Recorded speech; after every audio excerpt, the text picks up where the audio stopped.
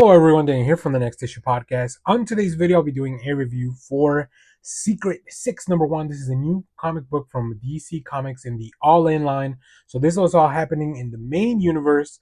I guess now I have to make that distinction a little bit because we're going to get some absolute titles coming pretty soon. But in this one, in the wake of Absolute Power, the Justice League has returned. The war criminal Amanda Waller is in prison, and things are finally getting back to normal until Dreamer, John Kent, and Jay Nakamura discover that Waller has somehow vanished into thin air from her cell. With no leads and nothing but questions, the three are forced into an uneasy alliance with some of DC's most ruthless supervillains, Catman, Deadshot, and Black Alice. Some of those are previous members of the Secret Six that you've seen in previous runs. Some of them are new members. In order to find Waller and reclaim the infinite trove of secrets that are locked in her head, at the same time, they will need to uncover their roles in a larger chess game without letting their own individual secrets tear them apart from the inside.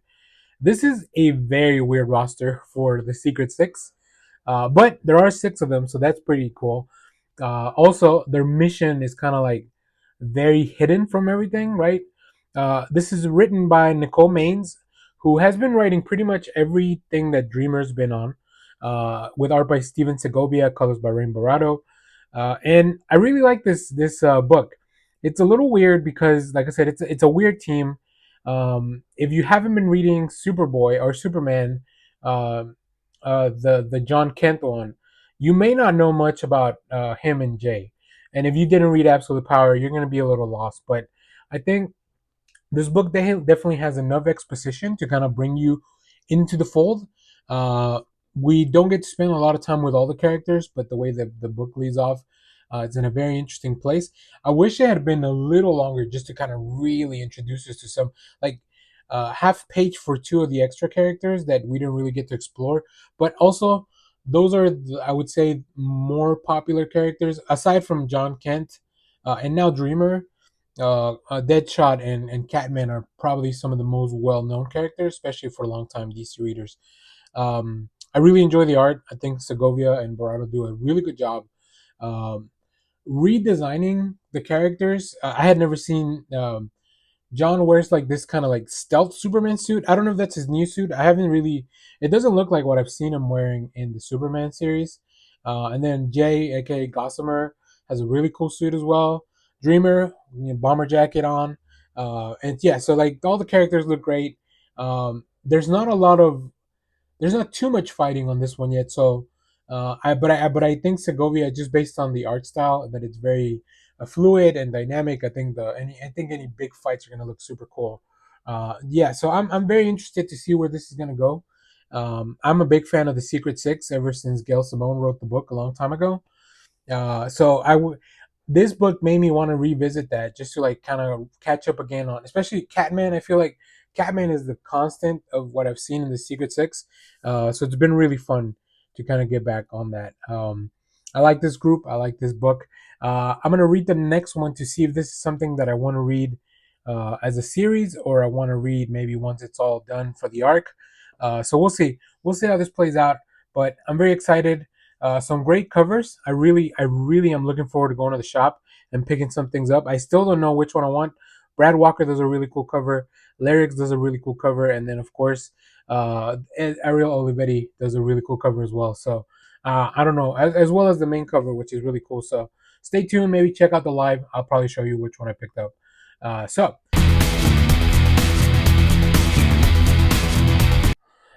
hello everyone, Dan here from the Next Issue Podcast. On today's video, I'll be doing a review for Doctor Strange of Asgard #1. This is or I guess it's not, it's a tie into One World Under Doom only because it follows some of those events. But I'm pretty excited for this. I like Doctor Strange. I like what he's been doing, and I want to see him kind of get back into form. So this book is written by Derek Landy with art by Carlos Magno, colors by Espen Gutengern. Apologies if I mispronounced that. Corey Petit on letters, and a very cool cover, main cover by Jeff Shaw and Arthur Hesley. This is not that cover. You'll see that cover in the video, as we kind of have the art in there. In this book, Sorcerer Supreme no more. Doctor Doom tricked Doctor Strange into surrendering his title of Sorcerer Supreme. That was during the events of Blood Hunt, if you haven't read that. Now, Doom is ruling the world, and Stephen Strange is experiencing a bit of an identity crisis.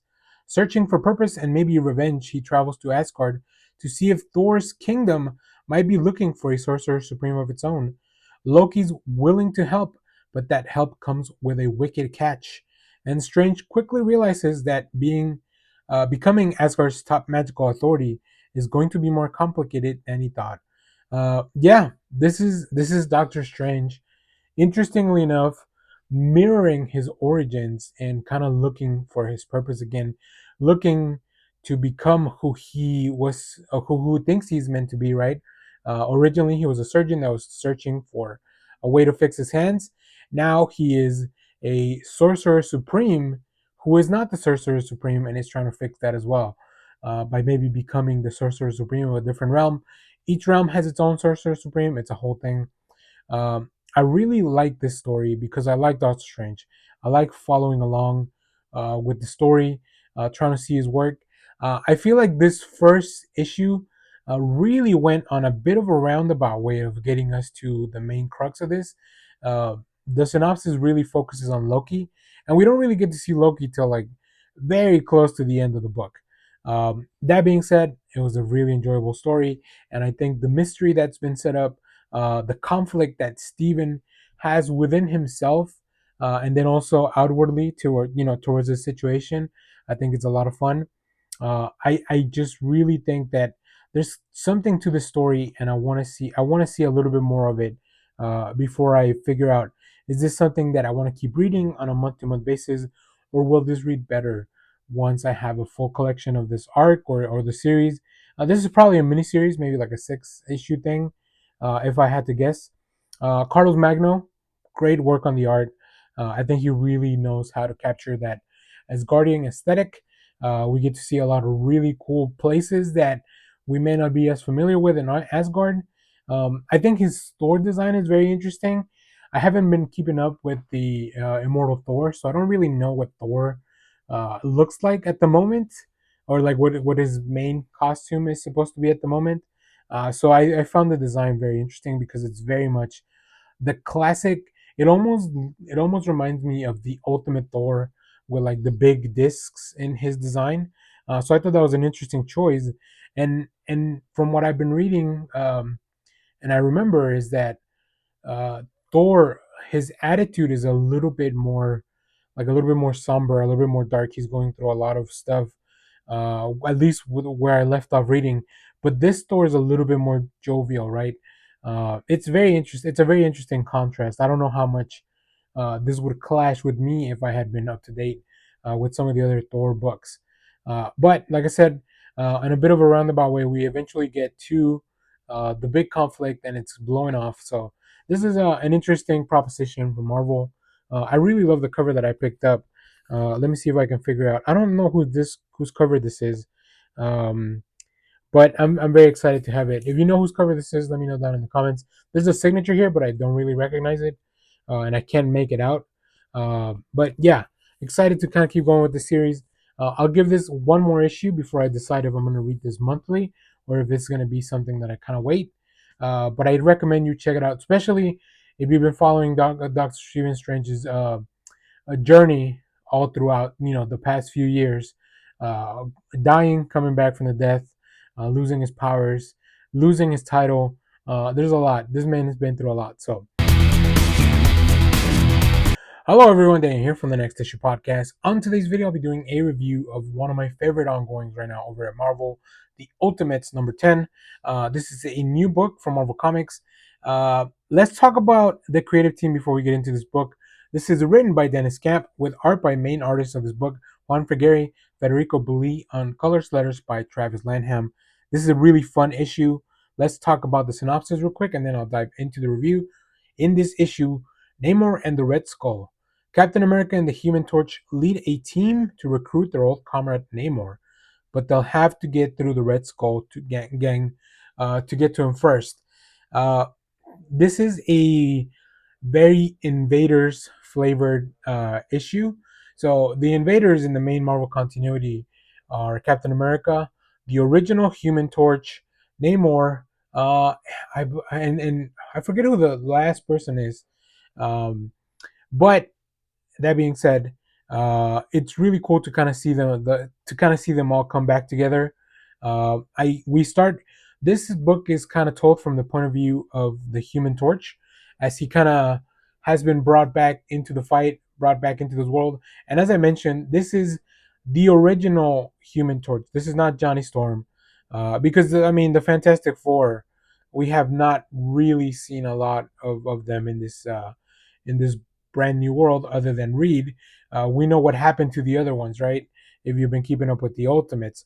Now, is that their ultimate fate? I don't know. Maybe. I hope not. But we'll see. Anything can change in the comic book. Juan Frigeri doing some really fun stuff here. As they approach to invade this compound, led by Steve Rogers. And like I said, the Human Torch is there, Hawkeye's there. They got a good team. They got and Ant-Man and the Wasp, of course. Who else better to infiltrate a compound? The compound is the Red Skull Gang, which is kind of a mix of people that follow the teachings of the Punisher of this world, with the Red Skull. So like these are bad guys that are taking the wrong lessons from everything. But it's really interesting to see this from the point of view of the Human Torch. You can hear the narration as we kind of go through this, and just go through some really fun sequences. Like I mentioned, Frigeri is just so good at drawing, like, the narration's telling you one thing, and the art is really showing you, filling in this story, building out this world in a very, very beautiful way. But man, oh man, when we find out the final fate of Namor, maybe, it's incredible. And then of course we meet the Red Skull, but who is under the mask? That is also revealed in this issue. We get to see a really fun, I'm gonna call it a cameo by John Walker in a very interesting role here. And then, of course, will they be successful with their mission? Also, throughout all this, Cap and the team are talking back to Tony, who is undergoing some kind of big surgery. So we know he's not dead after those attacks, but man, oh man, Tony is going through it. But I hope that he can rejoin the team very quickly. This is comic books. We need Tony Stark as part of these Ultimates. But this was a fun issue. I love this book so much. This and Ultimate Spider-Man have been such a bright spot in the Ultimate world. I like all the series, but those two, man, they just really stand out. We're about to have our first kind of crossover thing too, very soon.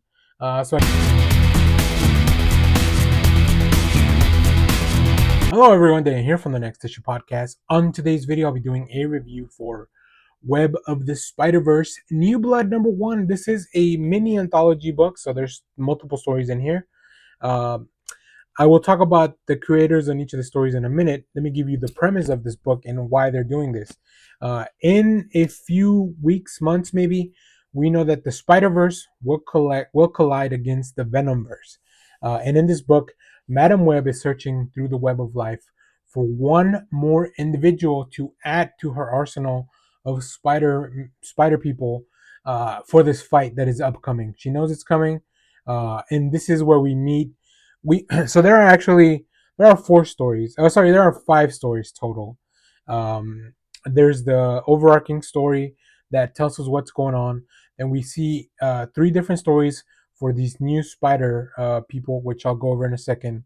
And then we also have like a really fun little one-page story by Chris Eliopoulos. Hopefully, I said that correctly. That's the Spider Toy story. But let's talk about. We have the Web Heart, which is the encompassing story for everything. That's written by Matt Groom, with Luciano Vecchio on art, Rachel Rosenberg on colors. We also have our first candidate, Spider Hulk, who is a Spider-Man that turns into the Hulk. This is written by Greg Pak. Who better to write the Hulk as Spider-Man than Greg Pak, who has been dealing with Hulks for many, many years now. Alan Robinson on art, Ian Nitro on colors. We also meet a Spider-Man that is kind of an 80s vampire that has to face off against a blood hunting Spider Mary Jane. This is written by Jordan Morris with art by Sumit Kumar, D. Cunniffe on colors. And then we have Miles Morales as the Spider Prowler. This is written by Matt Grom with Federico Vincentini on art, Matt Mill on colors, all the letters by Joe Caramagna. A really cool main cover by Luciano Vecchio, who's doing the who's doing the main Web of Hearts story. So yeah, all these stories were pretty fun, pretty interesting. I think my favorite overall was the Count Parker story, where we have this spider person in this kind of '80s world.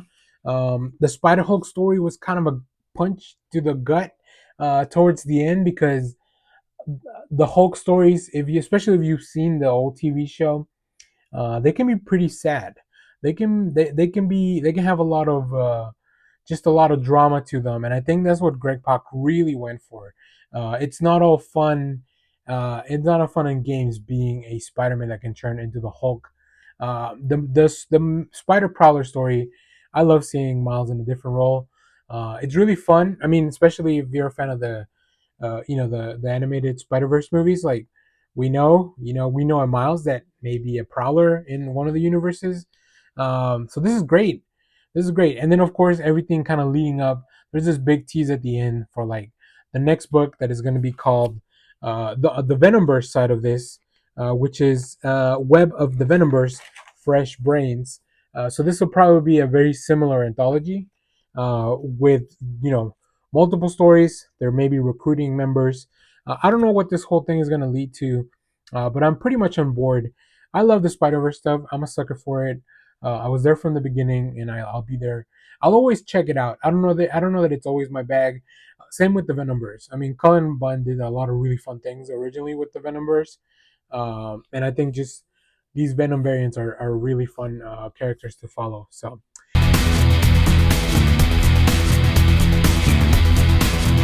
hello everyone, Daniel here from the Next Issue Podcast. On today's video, I'll be doing a review for Star Wars Jedi Knights #1. This is a new book from Marvel Comics. As Marvel celebrates 10 years of Star Wars comics, they're really digging into a lot of really cool stuff. And this is one of the ones I was looking forward to because we are focusing on the time. This is all before Revenge of the Sith and all these movies that change forever what the Jedi had become. So we're gonna get to see a lot of really cool stuff. Let's talk about the creative team before we get into this book. This book is written by Mark Guggenheim with art by Maribek Musavekov. So apologies if I mispronounced that. Luis Guerrero on colors, letters by Clem Cowles, and a really cool cover, main cover by Raza.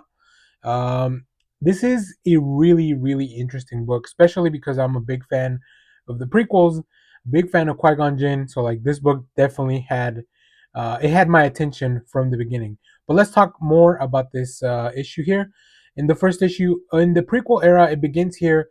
Marvel's first series focusing on the Guardians of the Peace and Justice in the Galaxy, the Jedi Knights, featuring Jedi favorite like Qui Gon Jinn, Obi Wan, Yoda, Mace Windu, and alongside all new brand new Jedi, which I hope that they're not just introducing some Jedi to like have some cannon fodder, because obviously we know how some of these other stories end.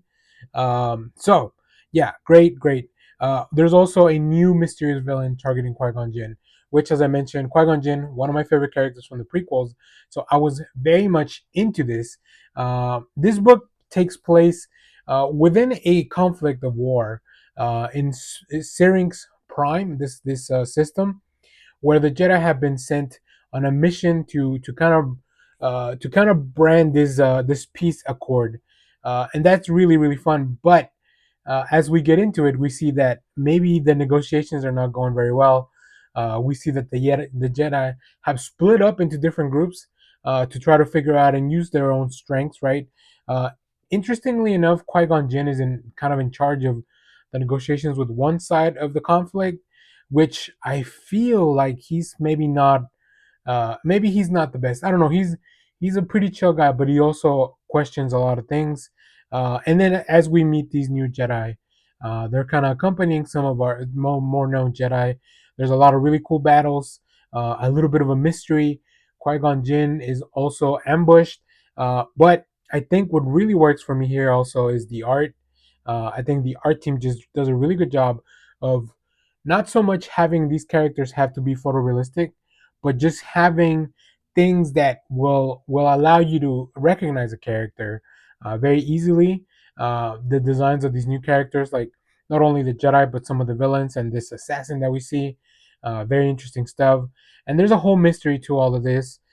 There's a very inquisitive new Jedi that we meet here, who's traveling along Qui-Gon, and it's also really cool to see like Yoda interact with Mace Windu outside of their stuff. There's a big, they have a big council meeting, and also seeing how the Jedi resolve conflict.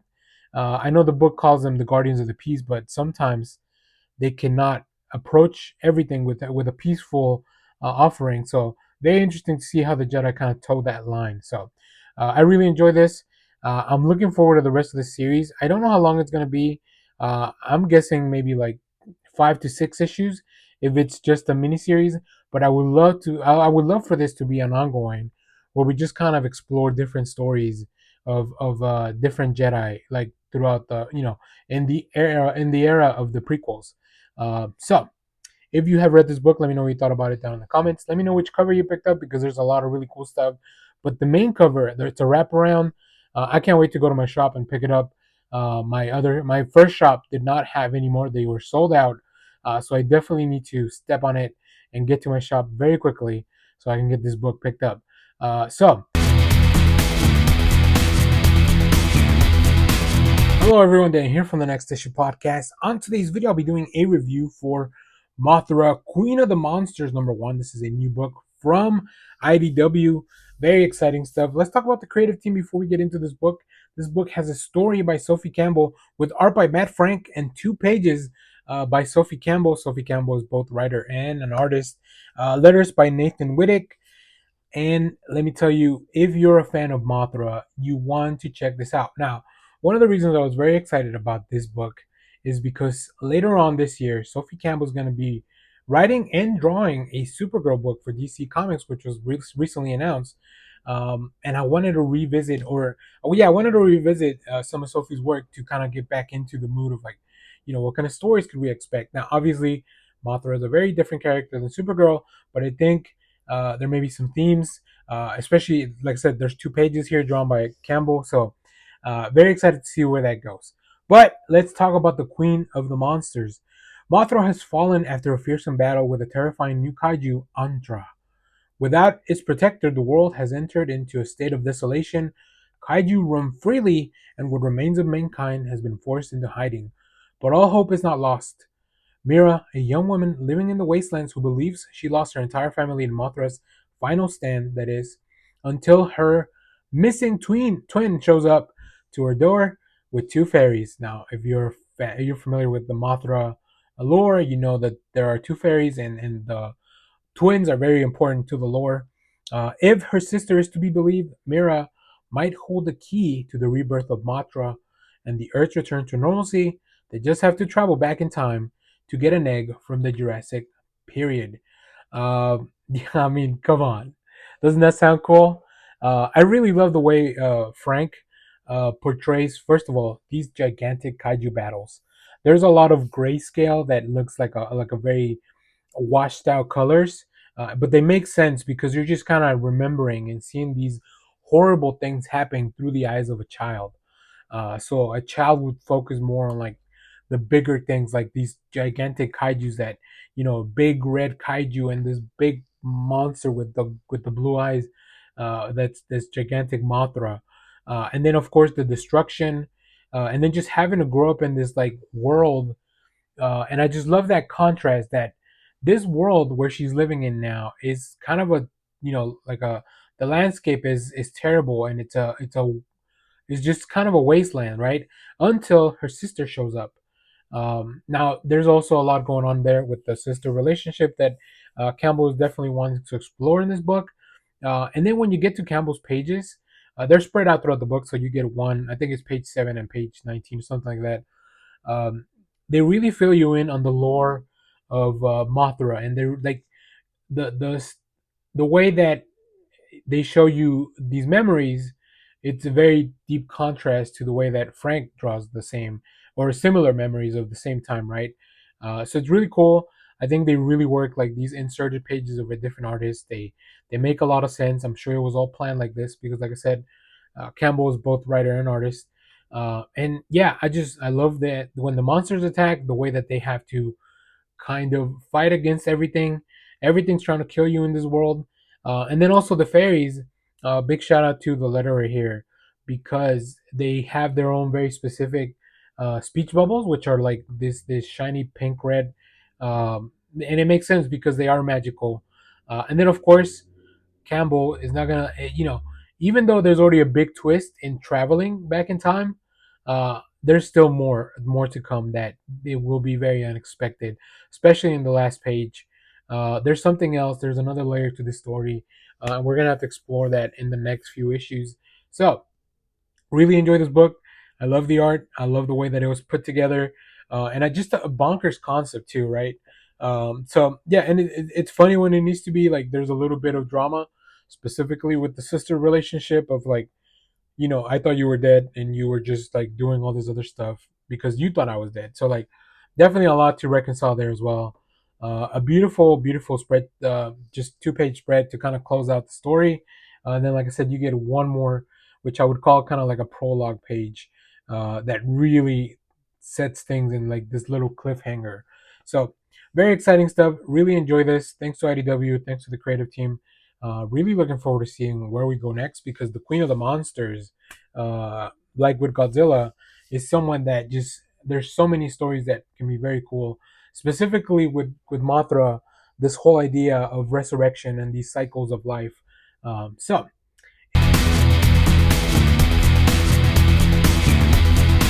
hello everyone, Dan here from the Next Tissue Podcast. On today's video, I'll be doing a review for the Herculoids #1. This is a new book from Dynamite Comics. Very exciting stuff. Now, if you don't know anything about the Herculoids, don't you worry about that. I remember watching the Herculoids on like Boomerang, which was like the retro cartoon channel for Cartoon Network. So I remember watching some of those reruns, and even then, I have no idea. Like I remember Gleep and Gloop, and like the little rhino that shoots out like pine cones from its horn. Um, Other than that, I remember nothing about the cartoon. So don't you worry about needing to know too much about this. This is written by Tom Sniegoski with art by Craig Russo and colors by Omi Remalante Jr. Really cool cover by Francesco Mattina, and of course, this is a Dynamite book, so there are covers a plenty. In this book, building on the success of the critically acclaimed and best-selling Space Ghost series, Dynamite Entertainment is proud to bring you another beloved Hanna-Barbera classic to readers, The Herculoids. Hidden in the furthest reaches of space, the planet of Amzot is legendary for its fabled riches and for the terrible fates that befall anybody who seeks to exploit them. Those who survive their encounters tell blood-chilling tales of horrific, imposing monsters that guard the mysterious world. Yet the lure of the abundant resources is too great to resist. Raiders and pirates continue to come across the galaxy, and there is only one force strong enough to stop their constant attacks. This is the Herculoids. But as strong as these defenders are, a recent battle may have pushed Amazon to its limits and awakened a sleeping darkness within the planet itself. Yeah, this is exciting stuff. Like you, if you had just told me this was the pitch for the book without knowing that this was a Hanna Barbera property, I would have probably still checked it out. Now I don't know much about the creative team, but I'll tell you, I feel like Snigoski, who's the writer, is somebody that knows this property deeply, and that's very exciting because I think that you wanna make sure that whoever is leading these properties, like with Space Ghost, I think David Pepose, you can tell a big fan of Space Ghost for sure. So I hope that this is somebody that is a big fan of the Herculoids because you want to bring them in. You want to take all the really cool stuff that you remember from the cartoon and you want to update it for a contemporary time. Um, I think some of these creatures and characters are a little bit goofy, and they were a lot goofier in the cartoon. So the way that they're getting updated, I think that's really fun. And I think the art is fantastic. I think Russo does not. Um Russo doesn't really draw in the Hanna Barbera style, but all the characters are still pretty recognizable just because of the design of the characters are so unique. that you are able to identify them right away. Also, the book really nicely captions who everyone is, because this is a roster of characters that you want to get to know. Like I said, I knew a few of them, I had seen a few of them, and I'm very excited to see how they're gonna fight against this menace. Both the people that are invading the planet, which is a very common trope for a group of defenders, but also what has awakened within their planet. I think that's going to be the more interesting story. So we'll see how that plays out. So if you are fond of these properties from Hanna-Barbera from the past days, definitely check out the new Herculoids. I think you're going to have a good time. I certainly did. So thank you to Dynamite for letting us check this out a little bit in advance. So if you read the Herculoids, let me know what you thought about the book down in the comments. As always, thank you for watching, everyone. Remember to share, like, subscribe, hit the bell so you know when we go live. That is most Saturdays, 10 a.m. Central Standard Time. And stay tuned. We have more comic reviews, trailer reactions, TV recaps, all that fun stuff here in the channel. Thanks for watching, everyone. Bye bye.